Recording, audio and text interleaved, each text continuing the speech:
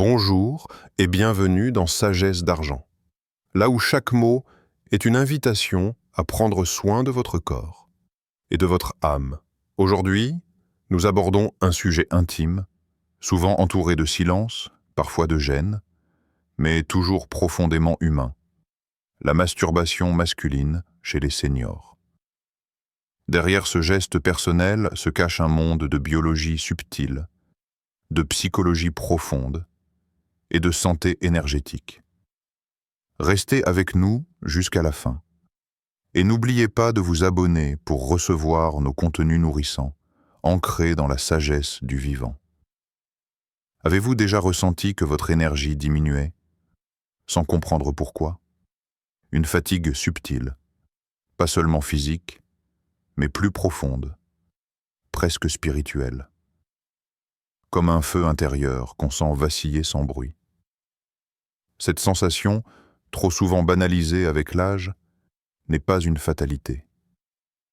Elle est un message du corps, un appel à rediriger l'attention vers ce qui compte, l'énergie vitale, le souffle premier de notre être.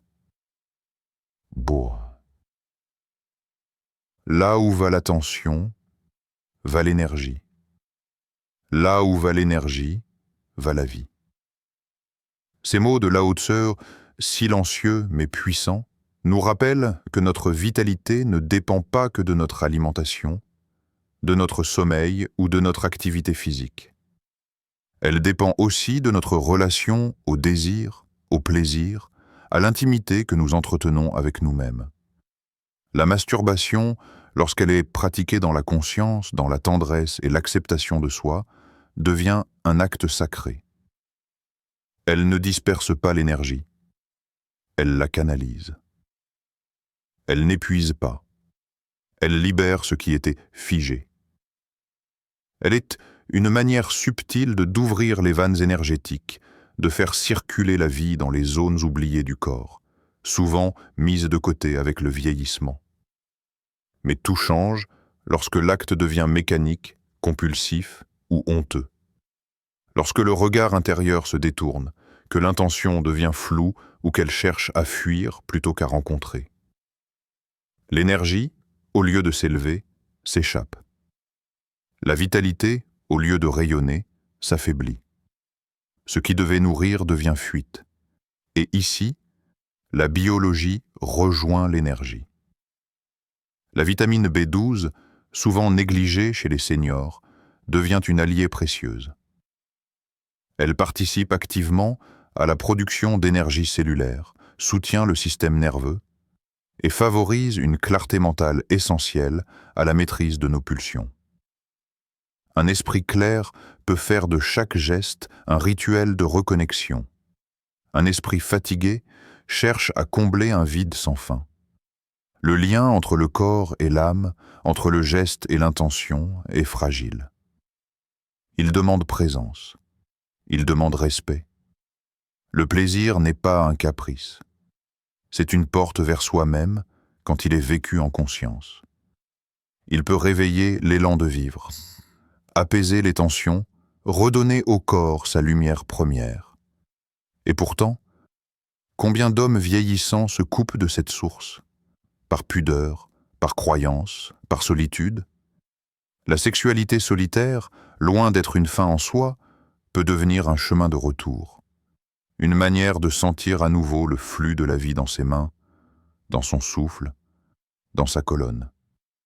L'eau vive nourrit la terre, mais l'eau perdue érode le roc. Ce proverbe ancien, chargé de sagesse, nous rappelle que l'énergie doit être honorée, non gaspillée, qu'il ne s'agit pas de réprimer le désir, mais de lui redonner direction, ancrage et sacralité.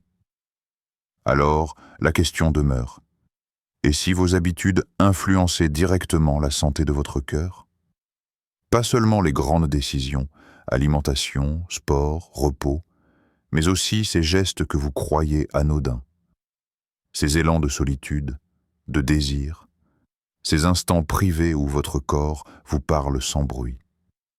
Dans le silence des veines et des artères, le cœur bat, fidèle, discret mais toujours présent.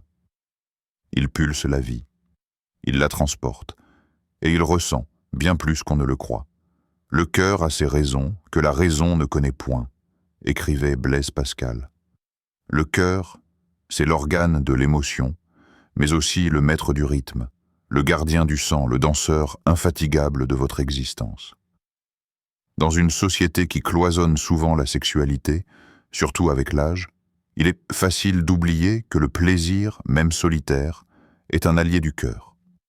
Non pas lorsqu'il est compulsif, dissimulé, ou motivé par l'ennui, mais lorsqu'il devient une offrande faite au corps vivant, une manière de se relier à soi-même.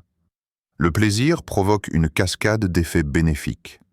Augmentation du rythme cardiaque, dilatation des vaisseaux sanguins, relâchement des tensions musculaires, sécrétion d'hormones qui apaisent l'anxiété. Oui, même dans le cadre de la masturbation, si elle est vécue avec joie, resséquée, écoute intérieure, et non dans la précipitation ou l'isolement émotionnel. La sexualité solitaire devient alors une danse lente entre soi et soi. Une écoute, un massage intérieur. Le cœur s'en réjouit, la circulation s'ouvre, le corps s'oxygène, la pression s'équilibre, les tissus se détendent, l'esprit se calme. Et au centre de ce ballet biochimique, la vitamine E joue un rôle discret mais fondamental. Antioxydante puissante, elle protège les membranes cellulaires, notamment celles du cœur et des vaisseaux sanguins. Elle veille à la souplesse des artères, prévient l'oxydation du cholestérol et participe à la fluidité du sang, à sa capacité à circuler librement, comme une rivière non obstruée. Mais la vitamine E n'est pas qu'un nutriment. Elle est qui était une métaphore du lien. Elle unit, elle adoucit, elle rend la circulation fluide entre les cellules comme la tendresse, rend les gestes plus humains. Elle rappelle que ce que nous faisons en privé, loin des regards, influence profondément notre bien-être global, y compris le cœur. Dans la solitude de la chambre, dans le silence d'un moment à soi, vous ne faites pas que vous touchez. Vous dialoguez avec vos rythmes internes, vous écoutez ce cœur souvent ignoré, et vous pouvez choisir de lui offrir de la douceur, au lieu du stress ou du rejet. Le sang qui danse est un cœur qui chante. Ce proverbe poétique murmure ce que la médecine commence à prouver. Un cœur vivant est un cœur qui ressent. Il ne se contente pas de battre, il a besoin de vibrer. Votre squelette soutient-il vos désirs ou ploie-t-il sous des habitudes inconscientes? La question semble étrange à première vue. Pourtant, si vous écoutez attentivement votre corps, vous pourriez sentir une vérité plus grande derrière les os. Cette charpente silencieuse qui vous soutient depuis votre naissance n'est pas un simple assemblage mécanique. C'est une mémoire vivante, une architecture subtile de vos choix, de vos postures, de vos désirs tus ou exprimés. Lorsque vous vous tenez droit face à vous-même, sans fuite ni honte, vos os le sentent. Et lorsque vous vous oubliez, lorsque vous vous courbez sous le poids de gestes automatisés, répétés sans âme, votre structure, elle aussi, s'alourdit. Le squelette devient le miroir de votre rapport à vous-même. L'homme solide est celui dont l'ossature est faite de patience et d'équilibre. Ce proverbe taoïste révèle une vérité profonde. La solidité ne réside pas dans la force brute, mais dans l'harmonie entre l'intention et la matière. La sexualité, même et surtout dans sa forme solitaire, peut être un soutien à cette structure intérieure. Pourquoi ? Parce qu'elle stimule, entre autres, la production naturelle de testostérone, une hormone qui, malgré l'âge, continue à jouer un rôle vital dans le maintien de la densité osseuse, du tonus musculaire et de la stabilité émotionnelle. Mais ce n'est pas seulement une question de biologie, c'est une question de relation à soi. Lorsque l'acte sexuel, même intime et discret, devient respectueux, conscient, assumé, il devient un acte d'alignement. Il ne casse pas, il renforce. Il ne pèse pas, il élève. Et dans ce processus, une alliée lumineuse travaille en silence, la vitamine D3. Essentielle à la fixation du calcium sur les os, elle agit aussi comme un équilibreur émotionnel, un modulateur de l'immunité, un pont entre la lumière extérieure et la force intérieure. Car le soleil ne nourrit pas seulement la peau, il renforce l'être tout entier, de la surface à la moelle. Cette vitamine, souvent déficiente chez les seniors, est bien plus qu'un complément. Elle est un soutien invisible, une lumière qui infiltre les structures profondes et leur rappelle qu'elles peuvent encore porter, se redresser, s'ancrer. Ce n'est pas la pierre qui porte le toit, mais l'intention qui soutient la maison. Dans ce proverbe ancien résonne une sagesse universelle. Ce n'est pas votre squelette seul qui vous tient debout, mais l'élan intérieur qui lui donne forme. Alors, que portez-vous en vous à travers vos gestes les plus intimes? Une fatigue muette ou un désir d'alignement? Une habitude ou une présence? Car ce que vous choisissez de nourrir dans la discrétion de votre chambre finit toujours par se refléter dans votre posture, votre démarche, votre ossature entière. Et si le plaisir coupable devenait un plaisir conscient? Cette question, posée sans jugement, invite à un basculement intérieur. Une bascule entre deux mondes, celui de la honte et celui de la clarté. Deux mondes qui, trop souvent, cohabitent silencieusement chez l'homme vieillissant. L'un l'empêche de respirer pleinement, l'autre l'attend, patient, juste derrière le voile, dans les heures où l'on se croit seul, dans ces moments où l'on cède à l'élan du désir, sans y penser vraiment, sans présence, il se passe plus qu'un simple acte charnel. Il se joue une bataille invisible entre lucidité et automatisme, entre consolation et connexion. Chez de nombreux hommes, la masturbation devient un refuge, un abri contre l'ennui, la solitude ou la peur. Mais quand le geste n'est plus habité, quand il devient une habitude qui se répète sans conscience, le brouillard mental s'installe. Une forme subtile de confusion, une perte de clarté. On se sent flou, à la dérive, même si tout semble en ordre à l'extérieur. Il n'y a pas de honte dans ce qui est naturel, seulement dans l'oubli de la conscience. Ces mots de Thich Nhat Hanh ne nous invitent pas à condamner, mais à éveiller, à redonner au plaisir une pleine présence, une respiration, une qualité d'attention. Car le plaisir n'est pas coupable par nature. Il le devient quand il est vidé de sens, pratiqué à la hâte dans l'ombre, en fuyant la lumière du regard intérieur. Et c'est là que l'esprit s'encombre. Que des pensées circulaires s'installent, que l'obsession remplace la conscience. Il ne s'agit pas ici de morale, mais d'hygiène mentale, d'écologie intérieure. Ce que l'on répète mécaniquement sans conscience finit par affaiblir l'esprit, comme un écran sale posé entre nous et le réel. La vitamine B6, dans ce paysage intérieur, joue un rôle essentiel. Elle agit sur les neurotransmetteurs, régule la production de sérotonine, de dopamine, de GABA. Elle rééquilibre l'humeur, soutient l'attention, calme les pensées obsessionnelles.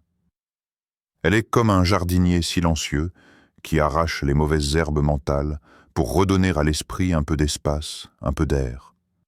Mais aucune molécule ne peut remplacer la clarté de la conscience.